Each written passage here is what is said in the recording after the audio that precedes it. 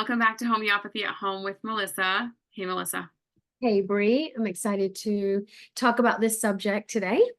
Yeah, we're doing topical this week. So just a topic we've talked about a little bit, maybe here and there, peppered in other ones, but thought we could do kind of a comprehensive overview of travel sickness. So things that might come up when we travel. People ask this actually pretty often. I'm gonna fly to this place, or what should I bring with me? And even Yep. though probably Melissa and I are like, bring them all, put them all in your suitcase. Take your whole 100 kid.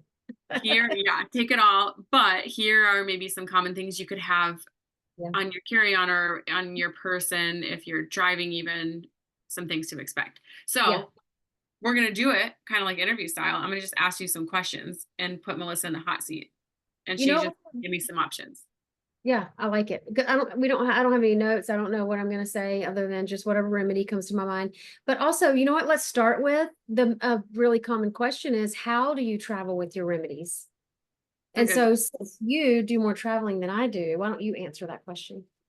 Okay, so I will also disclaimer, how I travel with my remedies might not be how I would tell other people to travel with their remedies. So if you've been around long enough, you know that's kind of the case with me. I travel with them. I have an EMF protective bag now that I carry my remedies in all the time in my purse or backpack with a laptop or whatever. So I would really highly suggest that. So I've actually, you know what, my habits have gotten better. So here we go. We have a beautiful, wow, that's very beautiful. It's embroidered with her N and M. So Sue LeMay at Rural Hill Creations, I can't ever say that well, that word, makes very beautiful, lots of different design bags. There you go. Melissa's showing us here if you're watching on YouTube. Um, and also, we did a podcast with her. So go back and listen to that. She has an Etsy shop, Rural Hill Creations. She will also custom design some or make them a little more unique if you want them. She's such a wonderful lady. We have several bags from her that I think we both love. So I put them in there. When I fly with them, I usually check several, and I don't worry about putting those too protected unless I'm traveling very often, but usually it's a few times a year. And in my carry-on, I have them hand check them. So I'll take the pouch out and I'll just ask, can you hand check these? And that just means they're not going to go through the x-ray machine, and they'll just, typically they open it and take a little swab inside there, run it through their machine, and it's good to go. They've never asked me about them. I know some people have been asked and they just say they're medicine and they're like, okay. So they don't show up with anything bad, and then they don't go through the machines. I have had them, I've forgotten and put them through the x-ray machine before, and it's not, they still work fine. If you're flying regularly, I would really have them protected and have them hand check your remedies. Yeah. And then that way, if your bag gets lost also, you have it with you. So Yeah. I I don't really put them in my checked baggage very much. That's how I do it. When I drive, I just keep them with me. Yeah. Perfect. Sounds Okay. good. Thank you for that. All right. What's first on your list? Okay. First thing I feel like everybody wants to know, either diarrhea or constipation. Something disrupted in my gut when I travel. So diarrhea, I would do arsenicum album. Arsenicum album is probably always my first to go to for diarrhea. It's not the only remedy for diarrhea, but it's a number one, I believe. And then constipation, my first go to is Nux vomica. Nux vomica is a great constipation remedy. There is a Banerjee protocol for constipation, lycopodium mixed with plum bum. I really prefer just Nux vomica over that. So yeah. And then Nux is also great for maybe even this if you're kind of stressed, about traveling and then it results in constipation, that's going to be a great remedy.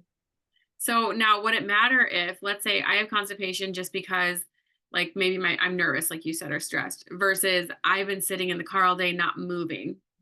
So does etiology matter in remedy choice for these things in particular? That's a good question. So I guess it could matter. Usually, yes, we say if we know the etiology, then we want to address that. And when you just said that, the first thing that came to my mind was magpos, and I don't know why. Does Yeah, that? no, that did come to my mind actually as a really good one.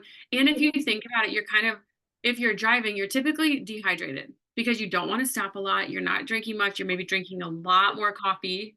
So Mm-hmm. magnesium in general would True. probably, I mean, listen, that's not a scientific thing I just said. I don't know why those two facts would even go together, but made sense to me. Yeah, makes sense. Okay, great.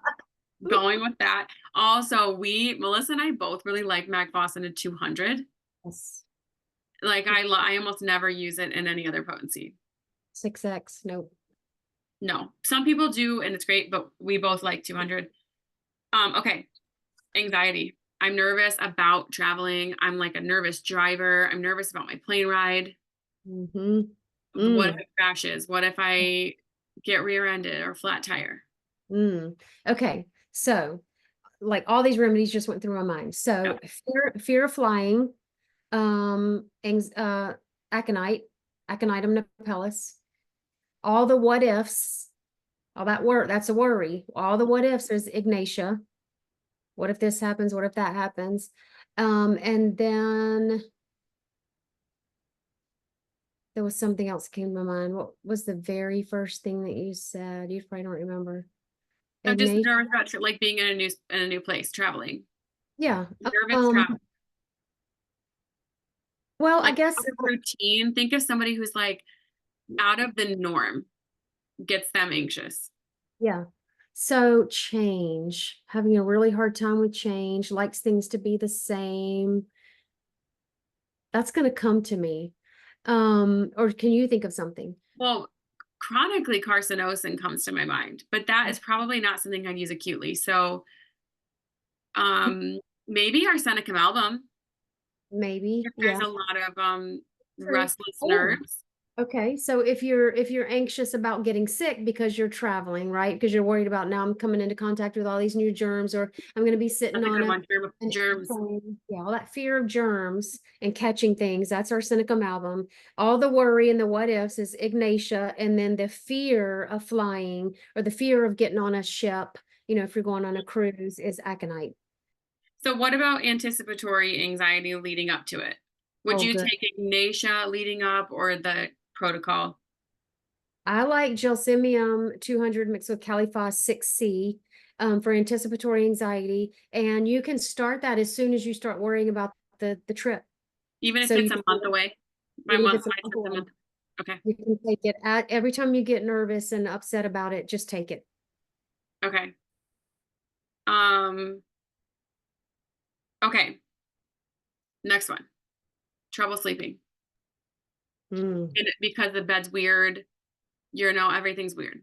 Not for a problem. And not because they're sick. Just I can't sleep well. So if the bed is uncomfortable and hard, then maybe arnica. Okay. Um, or what's the one that starts with a B? It's not. Maybe baptisia, but baptisia really is if you can't get comfortable in bed because you're sick. So Mhm. I think arnica's a great sleep remedy. But so especially if the bed's really hard and uncomfortable or whatever, and it's What causing if your like the body. pillow's funky and like I get a kink in my neck? See, that's why I take my pillow everywhere. I know. I'm about that old. No offense, because you're not like old, but there's like bring your own pillow old. And that's Uh-huh. like mid 30. I think I'm there. Oh, I'm Yep. definitely, I pack my own pillow everywhere I go. So Yeah. anyway, yeah, but if the bed, man, the beds at the retreat were so They comfortable. were so Could you good. believe it? I They were, almost need to, now that you say that, I want to go back and tell them thank you for the really nice beds. oh my gosh, everything was Yeah. so clean, so Because perfect. that will make or break an experience for me. Right? It really will. An uncomfortable bed where Yep. you're sleeping on an incline. Or the pillows at the hotel that I swear all they did was stuff a bunch of cotton balls in there. Why is it so lumpy? Like, what did you put in there? Not a pillow. Anyways, So so arnica. I think arnica. arnica would be a number That one. actually segues into what would be my next question, jet lag. or for kids too, like disrupted sleep schedules because you change time zones. That's a good one. I know it, but I can't. So jet lag. I know Arnica, I this. think, is one. Huh? I think Arnica was one that made me think of it, unless I got that wrong. Oh, cocculus. Okay, yep. Cocculus. Yep, Mm-hmm. that makes sense. Cocculus is, I mean, arnica might be, oh, here's another one. Oh, no, that's cocculus again. Okay. Yeah, So that's the cocculus one. is the big jet lag Or the one. main. Okay. Um, what about obviously overindulgence? What are overindulgence, whether it's you go out and drink too much or you have a ton of food that you're not used to, maybe. So maybe like overindulgence, but also when you're in, especially if you're visiting another country, it might not even be that you had too much, is it's just very different from your norm. Yeah, so if you overindulge, you had too much of anything, sugar, junk, gluten, dairy, any kind of drink, sun, activities, nux vomica is the first one to go to. Okay. But if Um, but if it's because if you're in another country and the food is just different, well, then I think it would depend on what the symptoms are for you. So if you get bloated, that's okay. lycopodium. If you just Mhm. get a stomach ache, that's nux vomica. If you have diarrhea, arsenicum album. What else could happen for different food? I mean, that's What basic. about just like cramps? What if you don't even really have diarrhea, but like your stomach is not settled? So when my stomach is like that, cramps or set, well, I can just, I mean, yesterday I ate cherry pie, and that's just something way out of my norm. And then last night I had like really crampy, but for me, it usually comes with a little some burning also. So if it's like cramping and burning, and it's really that like stomach ache from eating something different, carbo veg is great for that. Really, Hmm. or Yeah. nat phos. Nat phos, has the indigestion, the heartburn. Um, but if your stomach is really just cramping and there's no diarrhea, then maybe nux vomica. I mean, sorry, magphos. Okay. For like any cramping like that. Okay. What if you have chemical sensitivity to fragrances like Airbnbs that have those things all over the place, or cleaners or things like that? And isn't that so common? And that was another thing about the retreat place. There was no chemical There were cleaner. none. It smelled like a log cedar cabin. So wonderful. It was Okay. great. Yeah. So, right. So I hate all those smells. You walk into a hotel room and it's just bleach and, or yeah, or the plug-in thingy. So Natmure is the first one that comes to my mind for chemical sensitivities. So Um, how would you dose something like that? Not so, something like that. That's, I mean, Natmere. How would you dose Natmere? well, a 30C or below, unless you just have had a lot of Natmure in your life and you know how you respond to Natmure and you need a 200, and that's perfectly fine.